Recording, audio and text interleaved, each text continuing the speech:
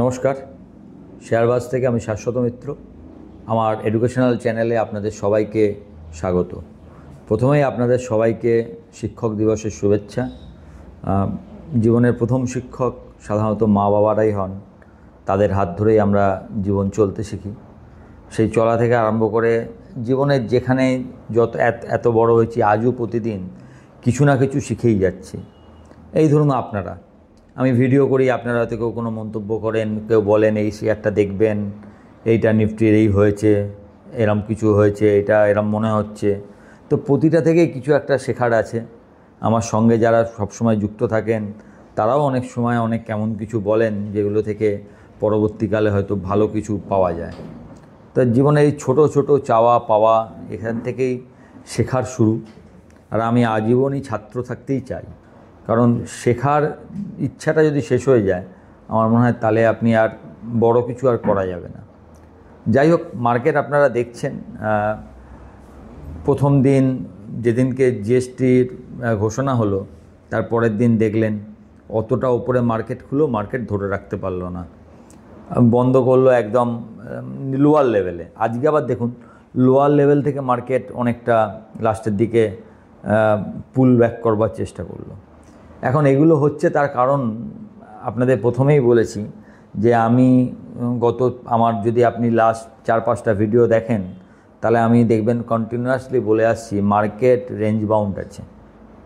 যে রেঞ্জটা হয়তো 24,300 24,800 ছিল, সেই রেঞ্জটা হতে পারে ওপরের দিকে একটুখানি উঠে 24,500 25,000 হয়েছে। কিন্তু এমন কিছু ট্রিগার মার্কেট পাচ্ছে না যাতে ব্রেকআউট বা ব্রেকডাউন যে কোনো কিছুই হতে পারে। এখন মুশকিল হচ্ছে কি, সেই অজিত বলে একজন অভিনেতা ছিল না আগেকার দিনে, ভিলেন, সেই বিশাল ডায়লগ দিয়েছিল কি, নাইট্রোজেন আপনাকে ঘুমাতে দেবে না আর ও আপনাকে মরতে দেবে না, এইরকম ব্যাপার আর কি। মানে আমাদের ইকোনমি এত পজিটিভ যে এই ইকোনমি আপনাকে ফেলতে দেবে না, যে এত এরপরেও উঠছে না। আবার ওদিকে এফআইআই, ট্রাম্পের প্রতিদিনের হুমকি, ট্রেড ডিল না হওয়া, আর হচ্ছে নেক্সট রেজাল্টটা কতটা ভালো হবে, এই চিন্তাগুলো আপনাকে একটা লেভেলের ওপরে আর উঠতে দিচ্ছে না। আবার যখনই আপনি নিচের দিকে আসছেন, তখনই ভাবছেন যে 7.8 জিডিপি, যেটা 6.5 ছিল, 12 লাখ টাকা ট্যাক্স কাট, তারপরে জিএসটি কাট, তারপরে হচ্ছে এত ফেভারেবল আপনার আরবিআই চেয়ারম্যান, সমস্ত কিছু যা আসছে মার্কেটের জন্য, বিভিন্ন বিদেশি সংস্থা আপনাকে বলছে যে মার্কেট ঠিক আছে, তাই ইন্ডিয়ার রেটিং বাড়ছে। তো এই টাইমটা সেই কারণে আপনাকে ভালো স্টক, আপনি যেগুলো ভাবছেন জিএসটির জন্য যা ভালো হতে হবে, সেগুলোকে অ্যাকুমুলেট করার। এই অ্যাকুমুলেট করতে গেলে আপনার ব্রোকার দরকার। তো আমরা নিচে একটা আপনি লিঙ্ক পাবেন, যে লিঙ্কে দিয়ে আপনি যদি তাদের সঙ্গে যুক্ত হন, সেখানে আপনি টানা 2 মাস ব্রোকারেজ কমপ্লিটলি ফ্রি পাবেন। মানে ইন্ট্রাডে, ডেলিভারি, এফএনও, অপশান, এছাড়াও হচ্ছে আপনার আইপিওর জন্য এবং কারেন্সি, কমপ্লিটলি ফ্রি ব্রোকারেজ নিয়ে আপনি নিজের পোর্টফোলিওটা তৈরি করতে পারেন। যাই হোক, এই পোর্টফোলিও, আজকে যেহেতু শিক্ষক দিবস, এই পোর্টফোলিও নিয়ে একটা কথা বলি। অনেকেই মাঝে মাঝে জিজ্ঞাসা করেন, স্যার আপনি কিছু দিলেন, কি দেখে দেন? এখন পোর্টফোলিও তৈরি করবার কিছু নিয়ম আছে। কি কি দেখবেন একটা শেয়ারে? দেখুন, ফার্স্ট আমি যেটা দেখি, আমার ব্যক্তিগতটা আপনাদের সঙ্গে শেয়ার করছি আজকে, যে প্রথম আমি দেখি ম্যানেজমেন্ট কেমন। আমি যদি এমন কোনো দেখি ম্যানেজমেন্টে এমন লোক যার নামে মানে বিন্দুমাত্রও কোনো সন্দেহের অবকাশ আছে, আমি সেই কোম্পানি থেকে দূরে থাকি। কারণ ম্যানেজমেন্ট হচ্ছে মেন বিজনেসের জন্য। যদি আপনি ম্যানেজমেন্টকে ভরসা না করতে পারেন, তাহলে আপনি সেই বিজনেসটাকে কিনতে পারবেন না। দ্বিতীয় যেটা মনে রাখবেন, আমি যখন লং টার্ম কোনো শেয়ার দিই কাউকে, বা নিজে কোনো শেয়ারকে হোল্ড করার চেষ্টা করি, চিন্তা করি, তখন আমি ভাবি, আমি শেয়ারের ভ্যালুটা দেখছি না, কি দামে কিনছি সেটার থেকেও বড় দেখি এই ব্যবসা, এই টাকা যে আমি যে লগ্নি করছি, এই যে শেয়ারটা, সেটা যেন আমারই কোম্পানি। তাহলে আমি এই কোম্পানিটা কি হতে পারে সেটা দেখবার চেষ্টা করি। অ্যাকচুয়ালি দেখবেন এই নিয়ে আমার অনেক পুরোনো দিনের একটা ভিডিও আছে, বছর 3 আগে 2 আগেকার, প্রথম দিকেই করেছিলাম, যে শেয়ার বাজারে সাফল্যের মূল মন্ত্র বলে, সফলতার মূল মন্ত্র বলে। তাতে একটা কথা বলেছিলাম, শেয়ার বাজারে দুটো কথাই হচ্ছে ইম্পর্টেন্ট। এক, মানে ভালো শেয়ার, আর দ্বিতীয় হচ্ছে সেটা সস্তা হতে হবে। ভালো মানেই আপনি যে কোনো দামে কিনতে পারেন তা কিন্তু নয়, ভ্যালুয়েশনস ম্যাটার। আপনার মনে হলো ব্যবসা খুব ভালো, এই ব্যবসাটাকে আমিও করতাম, কিন্তু তার ভ্যালুয়েশন আছে 100p, 125p, আপনি নেবেন? আমার মনে হয় নেওয়া উচিত না। কারণ আচ্ছা भी होना चाहिए, সস্তা भी होना चाहिए। আচ্ছাও হতে হবে এবং সস্তাও হতে হবে। সস্তা যদি আপনি না পান, সেই শেয়ারটা নেওয়া যাবে না। তাহলে প্রথমে কি হলো, ম্যানেজমেন্ট ভালো করতে হবে। দ্বিতীয় হলো হচ্ছে আপনাকে যেটা দিয়ে আপনি লং টার্ম যেখানে ইনভেস্ট করবেন, যেটা আপনার কোর পোর্টফোলিও থাকবে, সেই বিজনেসটায় আপনার নিজের হলে আপনি এই বিজনেসে থাকতেন কিনা সেটা আপনাকে ভাবতে হবে। থার্ড হতে হবে, ভালো হতে হবে শেয়ারটা। ভালো মানে কি? মানে শেয়ারটার গ্রোথ আপনি কি ভাবছেন, কি হতে পারে। সেখানে কিন্তু শুধু শেয়ারটা দেখলে হবে না, শেয়ারটার সঙ্গে সেক্টরটারই দেখতে হবে। এখন ধরুন এমন একটা সেক্টরে আপনার শেয়ার মনে হলো, আপনার মনে হচ্ছে না সেই সেক্টরটা আগামী দিনে ভালো চলতে পারে, তাহলে কি আপনার শেয়ারটা খুব ভালো কিছু করতে পারবে? আমার মনে হয় না। শেয়ারে শুধু ভালো করলে হবে না, সেক্টরকেও ভালো থাকতে হবে। এরপরে হচ্ছে কি, সস্তা হতে হবে। শুধু ভালো হলে হবে না, ভ্যালুয়েশনটা নেবার মতো হতে হবে। সবসময় যে আপনি খুব সস্তা পাবেন তা নয়, অন্তত নেবার মতো।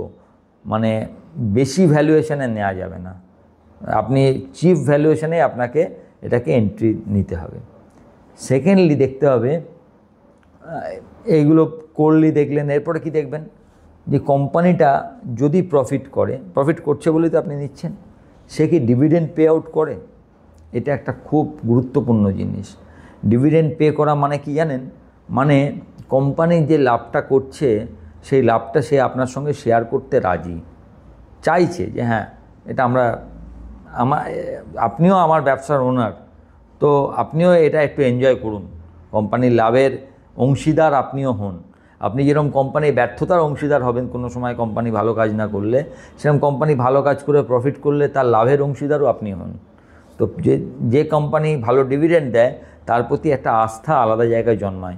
আপনি বছরের পর বছর CAGR 20% CAGR-এ বাড়ছেন, ভালো প্রফিট করছেন, অথচ ডিভিডেন্ড দেন না, that is not a good sign. Dividend paying company always ভালো। এবার দেখতে হবে যে তার ধার আছে কিনা। এখন আপনি বলবেন ধার তো থাকবেই। আপনি পৃথিবীতে কোনো ব্যবসা আছে যে ব্যবসা ধার ছাড়া করা যায়? দেখুন সেটা নেই ঠিকই কথা, কিন্তু ধারটা যদি আবার মাত্রাতিরিক্ত হয়ে যায় তখন প্রবলেম কী হয় বলছি। প্রতিটা ব্যবসায়ী তো একটা সাইকেল চলে। আপনার যেরকম ভালো সময়ও আসবে, খারাপ সময়ও আসবে। এখন আপনি যখন খারাপ সময়ে যদি আপনার বড় ধার হয়ে যায়, সেই যে বার্ডেন, সেই বোঝাটাই অনেক সময় কোম্পানিকে কোলাপস করিয়ে দেয়। তা সব কোম্পানির পক্ষে তো নয়, ধারটাকে মেনটেন করা সোজা নয়। একটা বিগ কোম্পানি ধরুন ITC বা লিভার বা ONGC, TCS, এরা ধার নিলে, যদিও এতে ধার নেওয়ার প্রয়োজন নেই, এরা ধার নিলে কি হয়, এরা এটাকে ম্যানেজ করতে পারবে। একটা ছোট কোম্পানি সব ভালো দেখেছেন, হেভি ধার, একটা সাইকেল যদি খারাপ হয় তখন যদি কোনো কারণে ধারের ওপর যে ওর যে মানে ইন্টারেস্টের যে বোঝা, সেই বোঝাটা সাধারণত কোম্পানি পেরে ওঠে না। তাই জন্য ধার কতটা আছে সেটা দেখতে হয়। এরপরে দেখবেন যে তার হাতে ক্যাপিটাল মানে কি আছে, ক্যাশটা খুব জরুরি। কারণ যে কোনো জিনিস রান করতে ক্যাশের দরকার হয়, সেই ক্যাশ সাইকেলটা ঠিকঠাক আছে কি না এটা একটু দেখে নেবেন। আর আরও দুটো জিনিস আমি ব্যক্তিগতভাবে দেখি, যে যাদের থেকে কোম্পানি মাল নিচ্ছে তাদেরকে ঠিকঠাক টাইমে পে করছে কি না। মানে আপনি ইচ্ছা করে লোককে দেরিতে পে করতে পারেন, অনেকের থাকতে পারে যে না আমি দেরিতে দেবো, কিন্তু একটা সাধারণত একটা good management, good company always pay in a time bound manner. তাদের ওই দেরি হয় না, কোনো সময় 5 দিন, কোনো সময় 25 দিন, কোনো সময় 100 দিন, এরম হবে না। তারা একটা টাইম বাউন্ড ম্যানারেই পে করবে। তাই এইগুলো মোটামুটি যদি আপনি দেখেন সেক্টর স্টক নিয়ে, এবং এই কটা জিনিসই যদি আপনি দেখে একটা স্টককে নেন, তাহলে মোস্ট অফ দ্য টাইম দেখবেন আপনি উইনিং সাইডে আছেন। আজকের দিনে আপনাদের সঙ্গে আমার ব্যক্তিগতভাবে আমি যেরকমভাবে স্টক বাছি সেটাকে আপনাদের সঙ্গে শেয়ার করলাম। আর এই মার্কেটে কখনোই কে কি বলল, কে বলছে, কি বলছে এইভাবে শেয়ার কিনবেন না। সবসময় শেয়ারের ভ্যালুয়েশনটা দেখবেন, কি খবর আছে। এই খবর যখন প্রথম আজকে রিলিজ হলো না আগে রিলিজ হয়েছে, তা খবর যদি কোনো ভালো থাকে সেই খবরের জন্য শেয়ারটা কোনো রান করেছে কিনা, অলরেডি তার দামটা তৈরি করে নিয়েছে কিনা। আমাদের মার্কেটে একটা গোল্ডেন ওয়ার্ড আছে যে buy on speculation, sell on rise, sell on news. মানে আপনি কোনো খবর আসতে চলেছে, আমরা কিন্তু সেই স্পেকুলেশানে শেয়ারটা কিনি, আর অ্যাকচুয়াল নিউজে তার দাম তৈরি হয়ে যায়, সেখানে প্রফিট বুকিং হয়। ওই জন্য অনেক সময় দেখবেন আপনারা অনেকেই প্রশ্ন করেন যে একটা কোম্পানি খুব ভালো রেজাল্ট করেছে দাদা, তাও শেয়ারটার দাম পড়ে গেল কেন? কারণ আপনি কোম্পানির তার আগের 1 মাস দেখেননি, এই ভালো রেজাল্ট করবার আশায় সে হয়তো 15% বেড়ে রয়েছে। এবার যখন রেজাল্টটা দেখা গেল তার রেজাল্ট ভালো নিশ্চয়ই, কিন্তু যতটা ভালো ভেবেছিল হয়তো তার থেকে একটুও যদি কম হয়, তখন এই যে 15% যেটা আগে থেকে ভালো সম্ভাবনাতে বেড়ে এসছে, সেই দামটা তখন কমে যায়। সেই জন্য আপনি দেখেন ভালো রেজাল্টেও পড়ে যাচ্ছে, বা বলেন এই এত খারাপ রেজাল্ট তাও বেড়ে গেল। খারাপ রেজাল্ট হয়তো অনেক খারাপ ভেবেছিল, তার জন্য হয়তো শেয়ারটার দাম ফেলে রেখেছিল আগের 1 মাসে, সেটা আপনি লক্ষ্য করেননি। আপনি তখন শেয়ারটা দেখে খারাপ রেজাল্ট এসছে দেখে বেচতে গেছেন। অবভিয়াসলি যতটা ফেলে রেখেছিল তার থেকে অতটা হয়তো খারাপ হয়নি, সেখান থেকে বেড়ে গেছে। এই কমন মিস্টেকগুলো আমরা করি। দ্বিতীয় আর একটা ছোটো মিস্টেক আমরা করি, সেটা হচ্ছে আমার বন্ধু বান্ধব কে আছে, কে বলে দিলে এই শেয়ারটা কিনে নেওয়া হবে, আমরা কিনে নিই। সাধারণত এটা করবেন না। Knowledge first. মানে আপনি যদি কারোর থেকে শেয়ার বাজার না শিখে থাকেন তাতেও অসুবিধা নেই, এখন গুগল এসে যায় খুব সোজা। আপনি শেয়ারটা একটু অনুসন্ধান করে নেবেন যে কী ভ্যালুয়েশনে আছে, কত পিতে চলছে, সে প্রফিট করে কিনা, তার ম্যানেজমেন্ট ঠিক আছে কিনা। এগুলো একদম মানে ওপেন, আপনি এগুলো কোনো পয়সা দিতে হয় না, ওপেন ডাটা, এগুলো ওপেন সোর্স ডাটা ইনফরমেশান আপনি ইজিলি পাবেন। তো এখন আমরা যখন প্রথম শুরু করেছি তখন information gathering is not that easy, এখন যেরকম হয়েছে। তো আপনাদের পক্ষে সেটা একটা সুযোগ। যাই হোক, এটা তো নিয়ে বললাম। মার্কেটের কথায় ফিরে আসি। মার্কেট রেঞ্জ ভাঙতে পারছে না, সুতরাং যতবার দেখবেন আপনি ওয়াইটা ফলো করবেন। আজকে 24,600 দেখবেন ম্যাক্সিমাম ওয়াই ছিল, ওই জন্য আমরা ঠিক করেছিলাম 24,600 থেকে একটা রিবাউন্ড আসতে পারে। তাই জন্য আমাদের যে ছোটোখাটো যে একটা ক্লোজ যারা আমরা সবসময় থাকি, তা আমরা সব 24,600 কাছাকাছি আমরা একটু ভাবছিলাম যে এখান থেকে বাই করা যায় কিনা। আবার 24,800, 850 এটা মার্কেট সহজে পেরোতে পারছে না। মেন বড় রেজিস্ট্যান্সটা আছে 24,900, 800তেও একটা হালকা রেজিস্ট্যান্স আছে। তাই 800-র কাছে গেলে আবার দেখবেন সেল আসছে।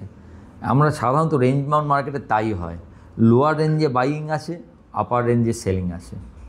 আগের দিনে একটা অদ্ভুত ঘটনা ঘটেছে। বৃহস্পতিবার যদি দেখেন ক্যাশ মার্কেটে এফআইআই 106 কোটি টাকা বেচেছে, যেটা সম্ভবত 4th আগস্টের পর সবথেকে সর্বনিম্ন। মানে 4th আগস্টের পর এত কম বেচা কোনোদিন হয়নি, টানা প্রচুর বেচে গেছে, এই প্রথম 106 কোটি টাকার বেচেছে। তাহলে বলবেন তারপরও মার্কেট অত উপর থেকে পড়লো কেন? তার কারণ হচ্ছে আপনি দেখতে পাচ্ছেন না যে কি হতে চলেছে, ফলে যারা ফেসেছিল তারা হয়তো একবার বেরিয়ে গেছে, সেই কারণে পড়ছে।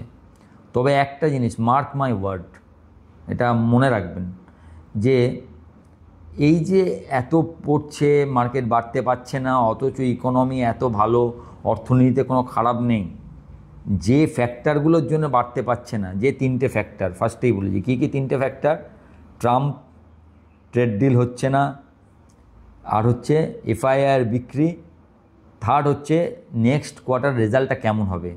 এই 3টে ফ্যাক্টরের 2টো ফ্যাক্টরও যদি কোনো দিন একটু ঠিক হয়ে যায়, মার্কেট তখন কিন্তু একটা মানে দারুণ রান দেবে। আপনারা হয়তো দেখেছেন, আমি যারা আমার টেলিগ্রাম গ্রুপের সঙ্গে যুক্ত আছেন তাদেরকে আমি সকালেই দিয়েছি। মর্গান স্ট্যানলি বলেছে যে জিএসটি যা হয়েছে, যা এফেক্ট হচ্ছে, নেক্সট কোয়ার্টার, মানে second half of FY 26 financial year 26-এর সেকেন্ড হাফে ওরা মার্কেটকে ভাবছে 26,500 থেকে 30,000 অবধি নিফটি, 26,500 টু 30,000। কিন্তু এগুলো তো একদিন হবে না, তার আগে অনেক ঝড়ঝাপটা আসবে। যেরকম আজকে মার্কেটে একটা খবর চলছে, কিন্তু আপনারা পেয়েছেন কিনা জানি না, যে ট্রাম্প ভারতের আইটি কোম্পানিগুলোর ওপর ট্যারিফ লাগাতে পারে বা কোনো স্যাংশন আনতে পারে। এটা মার্কেটে আজকে চলছে।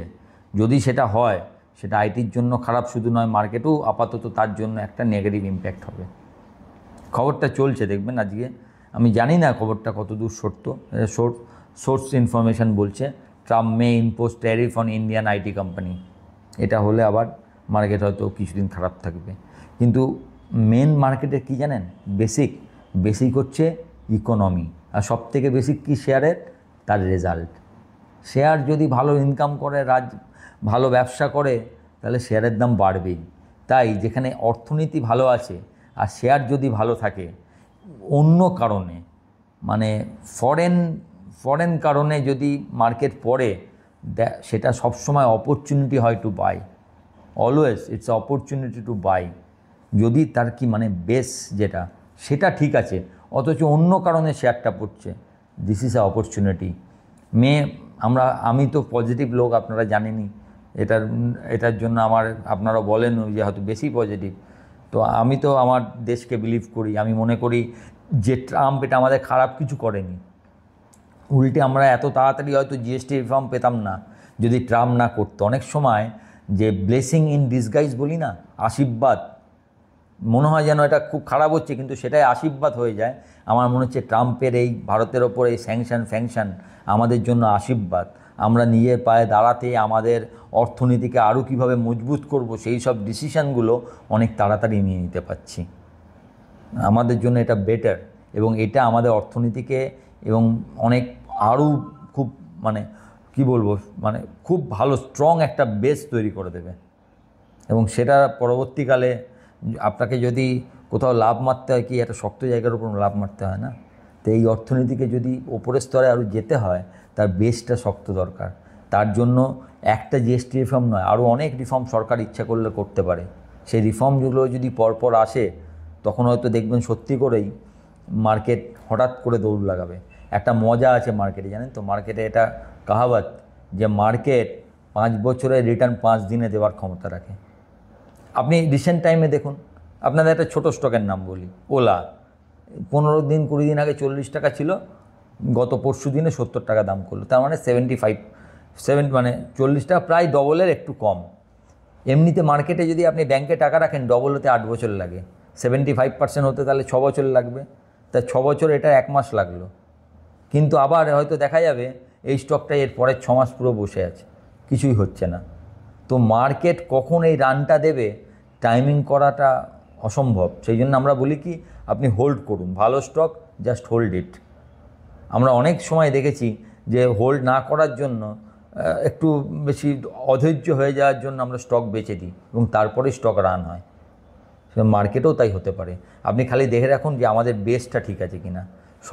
আমরা আশা করব সরকার আরও অনেক রিফর্ম নিয়ে আসবে, যেটা আমাদেরকে ট্রাম্পের এই ট্যারিফের এগেনস্টে, এবং আমরা দেখেছেন জিওপলিটিক্সে আমরা আরও চেষ্টা করছি অন্যান্য দেশের সঙ্গে কথা বলে তাদের সঙ্গে আমাদের ট্রেডটা বাড়াবার। তো এইগুলো যদি সব হয়, হয়তো মর্গান স্ট্যানলির আপার লিমিটটাও ছুঁয়ে যেতে পারে। Hope for the best. আপনারা ভালো থাকুন, আপনাদের উইকেন্ডটা খুব ভালো কাটুক। ভিডিওটা ভালো লাগলে একটু লাইক, শেয়ার, এবং যারা প্রথমবার দেখছেন সাবস্ক্রাইব করবেন, এবং আমার টেলিগ্রাম চ্যানেল যেটা কমপ্লিটলি ফ্রি, তার সঙ্গে যুক্ত থাকবেন। নমস্কার।